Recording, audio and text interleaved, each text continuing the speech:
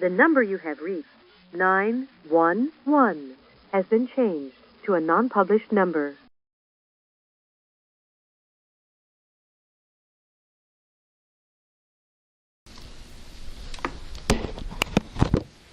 Okay, this is Detective White with the Arizona Special Investigations Unit, badge number 4932. Also present is SIU Detective Jeff Brown, badge number 4878, and William Ponce. And we're at the Quartzsite Magistrate Court, located at 465 North Plymouth Avenue in Quartzsite, Arizona. And the time is 0811 hours. Okay, this is a criminal interview pertaining to criminal allegations made against Chief Jeff Gilbert while Chief of the Quartzsite Police Department. The DPS incident report number is 2011-027-462. And if I could have your full name? William Alexander Ponce. And what's your age? 36. Okay. And if you give a physical description of yourself? 5'9", 140, brown and black. Okay. And what's your occupation now? I'm unemployed currently. Okay. And at the time of these allegations, who were you employed by? Quartzsite Police Department. Okay. And how long were you? 11 years. 11 years. Okay. And your address? And a phone number? 928. Okay. And while you were employed with the Quartzsite Police Department, what was your rank? Sergeant. And what was your badge number? Q29. And that would be the same as your call sign? Yeah, same as call sign. And who was your supervisor at the time? Chief Jeff Gilbert. Okay. Okay. Did you sign the letter of no confidence? Yes, I did. And did anyone force you to sign? No. Okay. Did you author the letter of your allegations against Chief Gilbert? The letter with the letterhead at Quartzsite Police Officers Association, I did author. Yeah, and this one right here? yes. Yes, this letter here.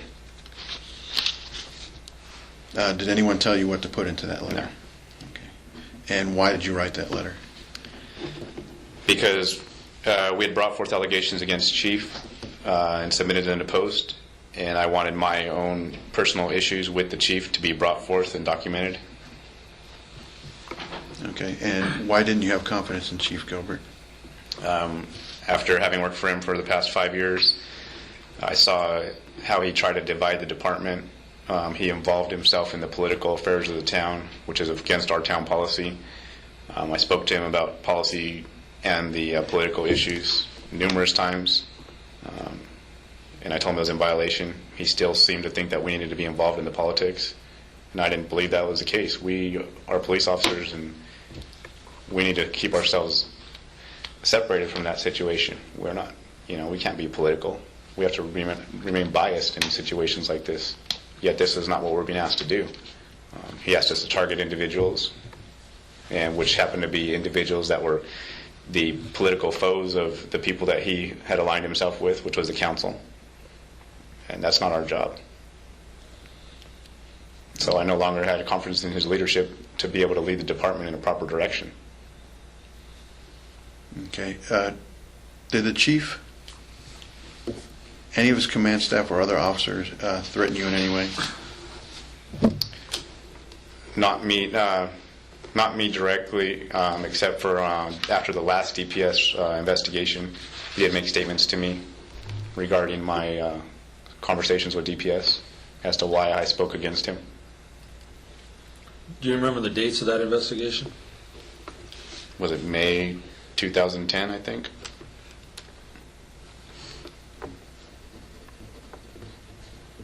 And what did that investigation entail? That was the investigation that the mayor had requested regarding misuse of sick and leave time. There was also misuse of a grant, and I don't recall what the other things were, but I know those two things were involved in that investigation. By the chief? Yeah, by the chief, and I think maybe somebody else. I don't know for sure, but yeah. Okay. Are you aware of any threats made toward any employee of the police department from others within the department? Yeah, to 2 other employees. Okay, if you could tell me about that. Officer Herlin Yeomans contacted me on the day that he was going to be interviewed by Jackson Lewis, right here in Town Hall. I was at training at Havasu PD, and he called me a little bit flustered, saying that he had just spoken with Sergeant Frausto, and Sergeant Frausto told him that he should probably change his statements, because after this investigation was over, that they were going to be requesting our resignations for going against the chief. Okay, and who else got threatened? Officer Alex Rubalcaba was threatened by the chief in regards to the similar issue. The chief told him that he needed to pick what wagon he was going to be in, and to remember that chief gave him a job when he came looking for one. Okay, and they told you directly? Yes. Okay. Did you hear that from anyone else or just them? I heard it directly from them, and then I later heard it from other officers also. Okay, and who would you hear that from? I think I heard it from Michelle Norris. Linda Connolly, I believe, also told me that. I can't remember who else. Those 2 I can remember. Okay, and did you bring that up to anyone? I contacted ASCOP's Mike Story, the attorney, and advised him of it. I told the officers that they needed to document the incident for future in case this came out later on. Date, time, all that stuff, for their protection. You know if they did? I believe Officer Yeomans did. I don't know if Officer Rubalcaba did. And these were just physical threats? They weren't, I mean, not physical, but they were Verbal. just verbal? Yes. Okay.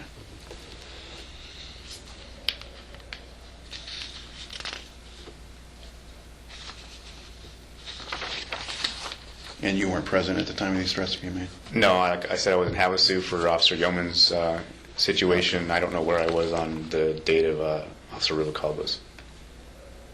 Okay. What criminal allegations do you have against Chief Gilbert? The fact that he misuses his power and targets individuals for political. That's abuse of his authority as a police officer. And I have knowledge of the abuse of NCIC and ACETUS, but I didn't actually observe it or was not directly involved in it. Okay, so you were made aware of it? Yeah, by employee Linda Connolly. Okay. So you didn't witness him use any misuse? I did not witness anything directly. And why did Linda go to you? She was concerned. She said, I started noticing that because the audit was coming up. I'm also the president of the Police Association, and I'm a supervisor within the department. So she came to me and asked me what we needed to do. And how many other sergeants did you have on the department at the time? At the time, it was myself, Sergeant Frausto, and I believe Schultz was an interim at the time. So why did she pick you to go to? I'm the senior sergeant for one, and I'm the most neutral of the other sergeants. Officer Schultz, or Sergeant Schultz, was newly made a sergeant. He was interim. He basically goes with the flow, and Javier Frausto also, he won't go against the grain at all. So she was aware of the fact that you were the most neutral supervisor there, so that's why she came to you? Yeah. Okay. Did Chief Gilbert direct you to conduct traffic stops and arrest or cite anyone? He directed me to, to all the above, to make traffic stops, to arrest and cite people. I wouldn't do it. I refused. Do you know the names of some of these individuals that were? He directed me to arrest Jennifer Jones on one occasion. For what?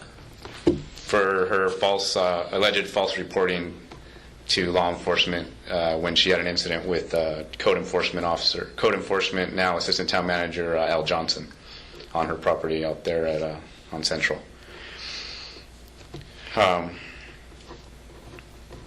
He told me to go after Michael Roth when he had an out-of-state plate on the front of his vehicle.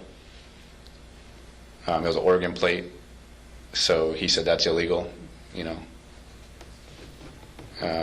Vito Austin, who had out-of-state plates, he wanted him cited for being a resident with out-of-state plates. Do you remember when he asked you to do all this? I want to say this. The Jennifer Jones one is only probably within the last 6 months. And there's a report because actually somebody did finally go out and do it to another officer. Because this is what he would do. If you wouldn't do it, then he'd like shop around to find an officer that would do it for him. So I don't remember which officer did it, but there was an officer that did it a few days later. Because Officer Norris was present the same day when he told us to go do Jennifer. So was Jennifer actually arrested, or was she just cited criminally for something? I think they only ended up citing her. I don't recall completely, though. And it was for false reporting? Yeah, that's what he wanted us to go do. And I'm like, I can't. I said, I cannot get in her head and decide whether she believed that that was actually a valid report or not. I said it was after business hours when Mr. Johnson went over there, number one. Number two, Mr. Johnson made statements to Officer Schultz, who was present on the call, that he could have taken all his photos from the street, yet he decided to go ahead and go on the property. So she very well could have felt that this man was trespassing. And that's the reason she called your police department? Yeah. Was for because he was trespassing? Yeah. Okay. She'd asked him to leave the property, and he continued to go on and take pictures or whatever. And it was after 5 o'clock that day. So that was one of the things that came up in question. It was kind of like he came out there soliciting us to go arrest her, and me and Norris started looking at each other. And I'm like, I'm not doing it. And I said my reasons why. And then Norris said the same thing. I'm not going to do it, you know. And then at one point, I believe I did say that if you direct me, Chief, and tell me that I have to go do it, I will. But I'm not going to arrest her. I'll just give her a ticket. I'm going to tell you that right now because I'm not going to book that lady into jail on that charge. I'm not comfortable with that. And then he just stormed off and walked back in his office.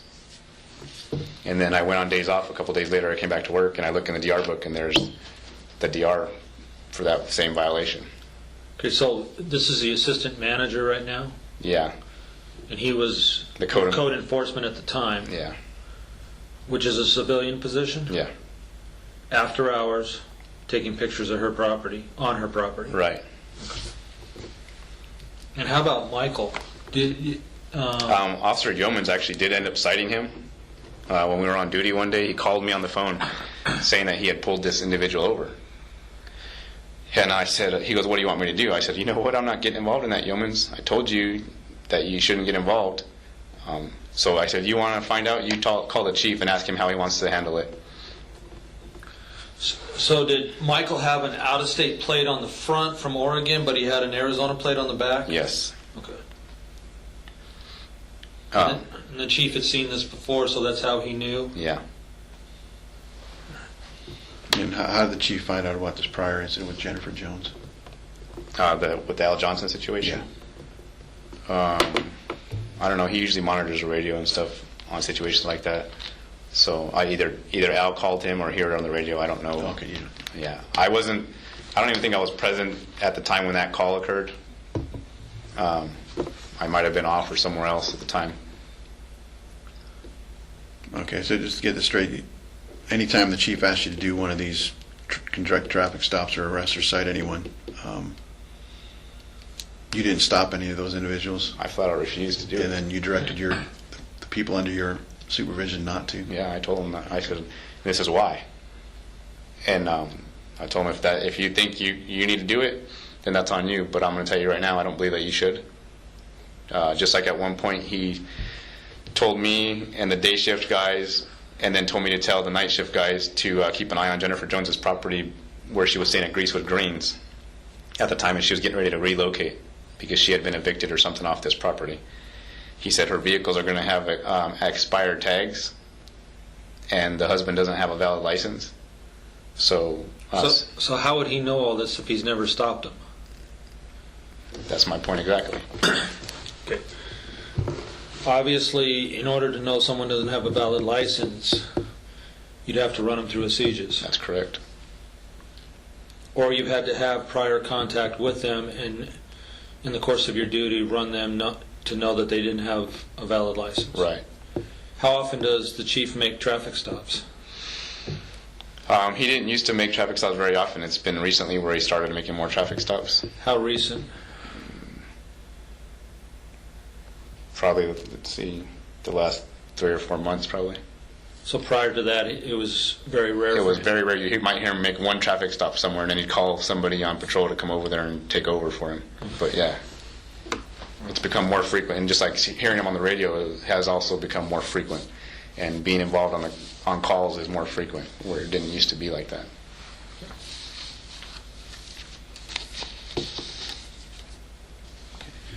Did Chief Gilbert ever ask you to conduct a CJIS, NCIC, or other related criminal justice computer inquiries on anyone? Not on me. Not me. Okay.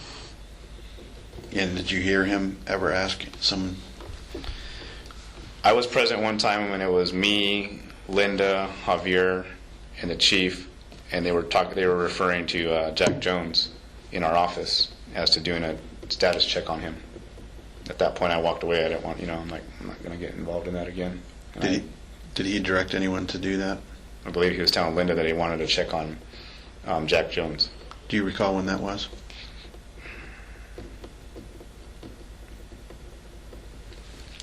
Maybe like 6 months ago. Did he give a reason why? I don't recall the reason.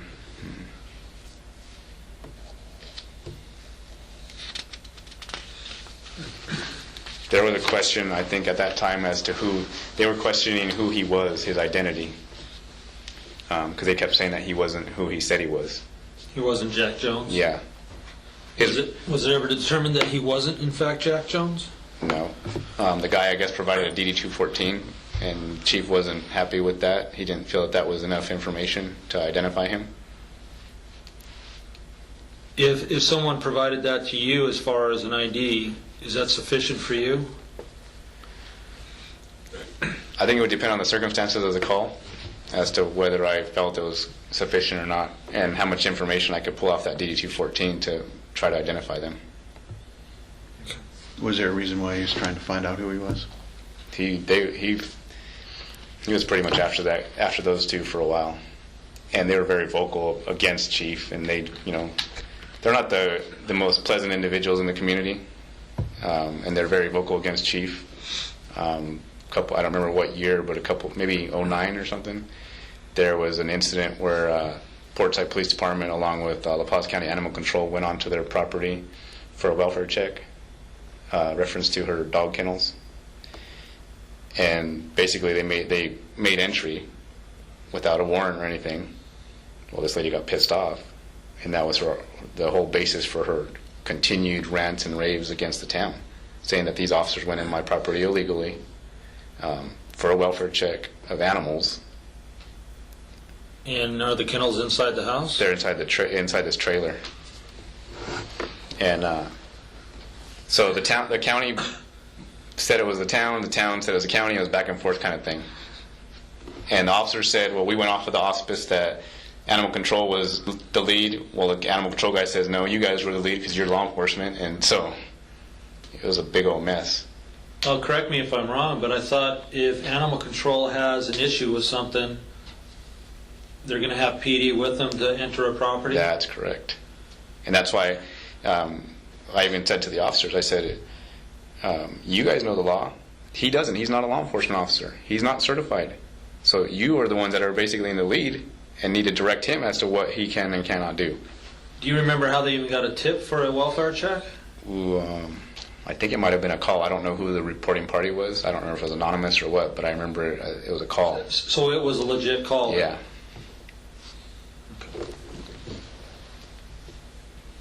And that's basically when the Joneses started. Yeah, that's when the first thing erupted with these people. And you said that was around 2009, possibly? Yeah, I believe it was 2009. The officers involved were Felipe Rodriguez, Sergeant Javier Frausto. Those two for sure I know were there. And the La Paz County Animal Control officer. And I don't remember what his name is anymore. He's still currently working as animal control. I know those three people were there. So was Frausto a sergeant at the time? Yeah, I believe so.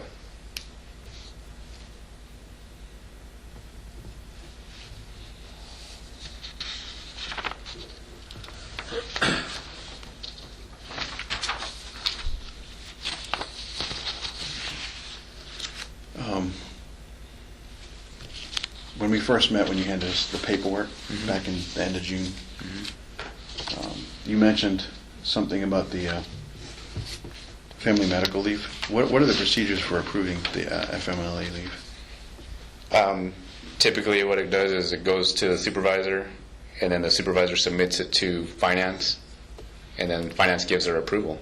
Typically initially it doesn't go all the way through the town manager. When it Or goes, the chief? Chief never did payroll at the time. That's the thing. He would leave it up to me to do payroll. So when the officers came to me prior to taking their leave, both of them, I went to finance and I asked finance, hey, I'm reading the policy, the way I interpret it is this. I know that other officers who previously worked here had taken time off for this. They did like a 50-50. They'd take half vacation and half sick or comp, whatever. Can you tell me what your interpretation is so I don't get anything wrong? Because they're asking me in advance. She reads it. She says, yeah, I believe it's fine. I said, okay, I just want to clarify before these guys submit their stuff that there's no issue. And who is it you're talking to? Peggy Ware, finance clerk. How do you spell her last name? W-A-R-E. Who are the officers? Heriberto Dominguez and J.C. Kemp. And how many weeks did they take off? I believe it was 4 weeks each. So they took 2 weeks sick, 2 weeks vacation?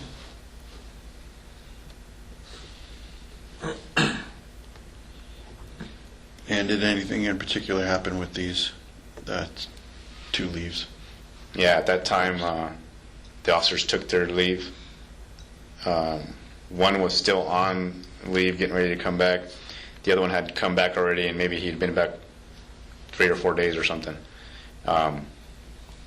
He gets back, and then finance tells me, hey, here's a list of the people that are basically about to have too much vacation time, and they're going to need to take time off.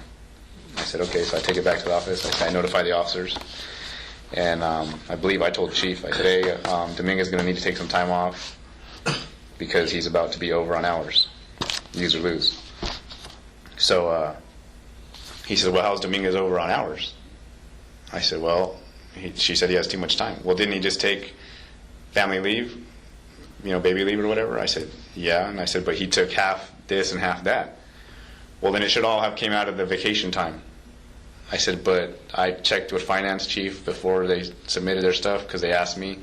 Finance said it was fine. It's already been approved through the town manager and everything. It wasn't denied. Well, I wasn't authorized. I said, but you haven't been authorized in the past. The way we've practiced payroll is I do all the payroll and I go submit it to finance. And then it goes up the chain of command from there. So he was pissed. He stomped off again. Next thing I know, there's a memo in my box telling me that I'm to get information from these officers because the leave is going to be reversed and denied. I said, how can you do that, Chief? It's already been approved through the town manager. Well, she didn't know what she was signing. I said, how did she not know what she was signing? It says baby leave right there. Her signature's on the bottom right there. Nope, she wasn't aware of what she was signing. Okay, that's fine. So I tell the officers, this is what he wants from you. And so of course, they're naturally angry. They said, you told us. I said, yes, I did. That's correct. I said, but I had already checked with finance. So I went and talked to Peggy. Peggy's shaking her head. I know. She goes, but I'm not going to get involved because I know what's going to happen if I do. Which is? Retaliation towards her. Because they were scared of Chief. They said every time they made a decision and it didn't go with how Chief wanted it to go, that he would then come down on them and the town manager would come down on them. The town manager is who? Alex Taft. Who ultimately signs off on the leave? The final signature is the town manager. So if she doesn't approve it, then it doesn't get approved. That's correct.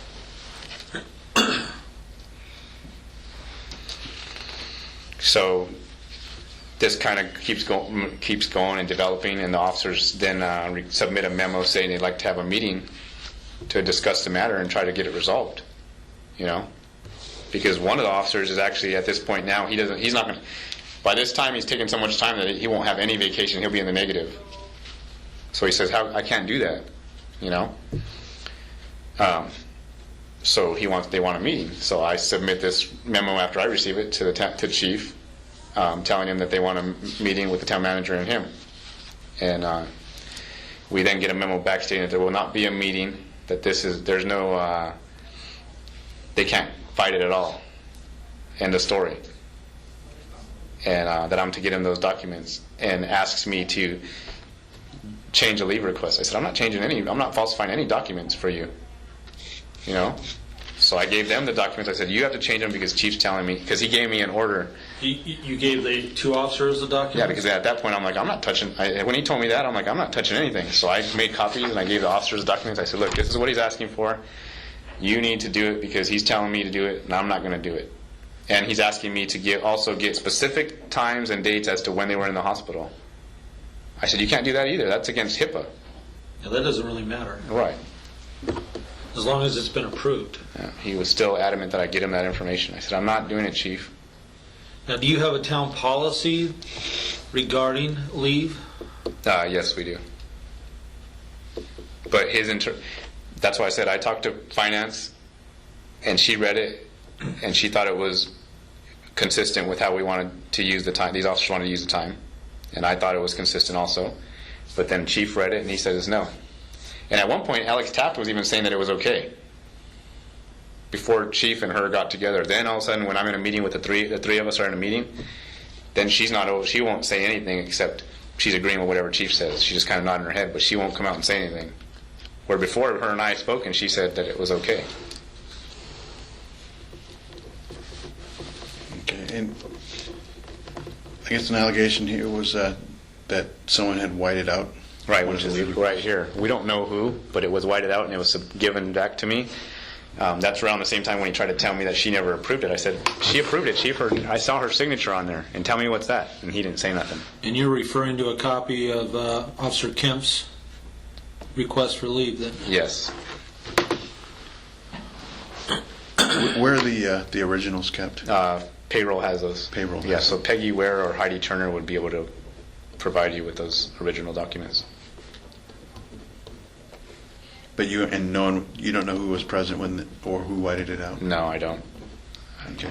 Is there any reason why, or would you know why that there's no date where that signature was? I have no idea why. Okay. But this is the one, he's the one that was, I believe, getting ready to come back. Kemp was? Yeah. The other officer had already been back. So that's why there was so much question about that one. Did the Chief ask you to white it out? No. So you had nothing to do with the signature missing? No. And the signature that's missing is from the town manager, correct? That's correct.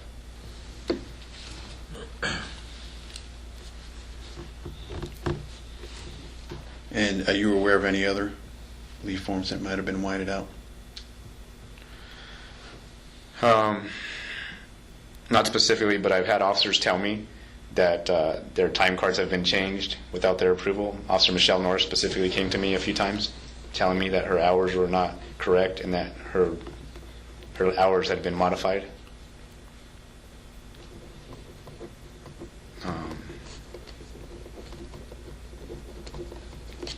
Did she? What was that regarding? Her payroll hours. She actually came to me on a couple occasions about that, and I direct her to finance because I said I didn't change them, because like I said, everybody come to me because I was the one that did payroll. So her time card was showing less hours than what she... It was showing, different. Either it had been vacation had been used in lieu of something else or something like that, or worked hours was not the way she had documented